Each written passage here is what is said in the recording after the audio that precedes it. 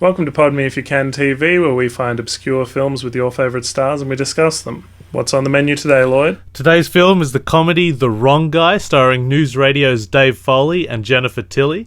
Basically, Dave Foley plays like this executive at a big financial company, and he barges into his boss's office to dispute a promotion that he didn't get. And as he's talking to him, he discovers that the boss is actually dead, and there's a knife in him, and he pulls out the knife and there's blood everywhere, and he starts screaming hysterically. He runs out of the building thinking, oh my gosh, the cops are after me, they're going to think I killed him, when actually the murder was caught with these hidden surveillance cameras, so the cops are able to see who actually killed him. And who actually killed him is this super assassin named Colin Fiore, who we don't see enough of. He's an excellent actor. And so the assassin is on the run, thinking that he made a clean getaway, and by circumstance he always seems to bump into Dave Foley, who's on the run himself, and he thinks Dave Foley is a super cop that's chasing him, and Dave Foley thinks, all the police are after him, hence the wrong guy, and everyone's chasing everyone, so to speak.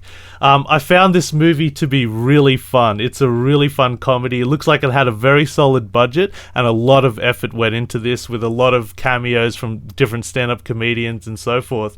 I think the person who steals the show is this fantastic actor, David Anthony Higgins, who plays the detective in the movie. I think he's fantastic. There's like a scene where he's a really lazy detective who wants to just palm off all the work to a different department, and they're like looking at the surveillance tapes, and they can see the assassin pull himself into like the air vents, and he's like he goes, look how he pulls himself into an air duct. He must have been working out for months. Maybe we should let the feds handle it. Just stuff like that. There's another scene where he just abuses his power at every left turn. He just doesn't want to hunt down the assassin. And he's like, maybe he's in New York hiding out. Get me tickets to Moby Dick, which is like a Broadway musical. And he goes, yeah, get me an escort as well, a blonde Asian. I want to blend in with all the audience. So there's a scene with him with a blonde Asian escort. It's just, I think he's absolutely fantastic. He steals the show. Colin Fiore, who's a phenomenal Shakespearean actor, he's kind of overcast in this film. He's a Canadian person, so I guess he pulled in a lot of favors. He just gives that impression that he's just there as a favor to a friend of a friend in the film, but he does give off a huge sense of professionalism, and he does imply that he's got a huge skill set. But I don't know, it's just weird to have a great Shakespearean actor in a comedy. Dave Foley, sorry?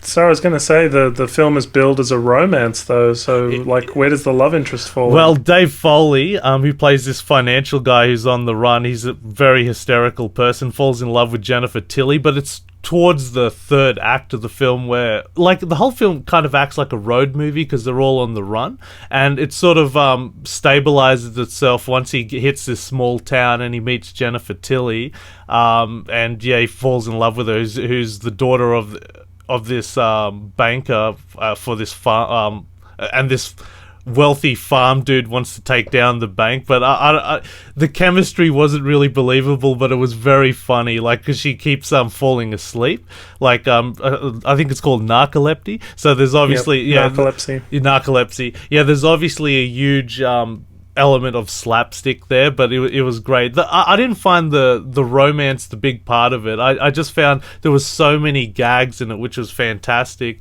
My favorite scene with Dave Foley is he's on the run, he wakes up in the hospital, and the nurse is just getting down some details, asking for his name, and he doesn't want to give his name because he thinks the cops are after him, so he's looking around the hospital room and he's like, my name is Jones, Mr. Enema Bag Jones. And the nurse is like, no, it isn't, you're lying to me. No, my real name is Harris, Dr. Helen Harris. And he's looking at her name tag and she's like, no, that's my name.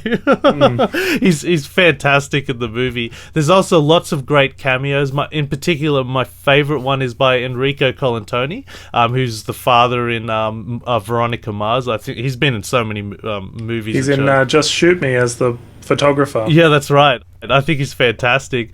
He plays like this driver who picks up Dave Foley who's hitchhiking, and he's this conspiracy theory nut, and he goes, you know how many people it took to kill Kennedy? None. Kennedy's head just did that. I call it the no bullet theory. It's a fantastic... well, it's not a great movie, but there's so many gags in it. Like, if you're going to watch this with your friends, you're guaranteed to laugh at least 15, 20 times, and you're going to be quoting a lot of lines from it. It's just such a pity this movie didn't get a lot of recognition, because it came out in the late 90s, 1997 to be exact, and I don't know, around the same time as Night at the Roxbury or, Gorky Romano, sort of those type of comedies, and unfortunately Dave Foley just never got that recognition and was never able to make movies like this again, which is such a pity, because I wish I saw this in the late 90s. I would have loved this as a kid. Well, it sounds good, Lloyd. Yeah. You can find more from us at www.podmeifyoucan.com.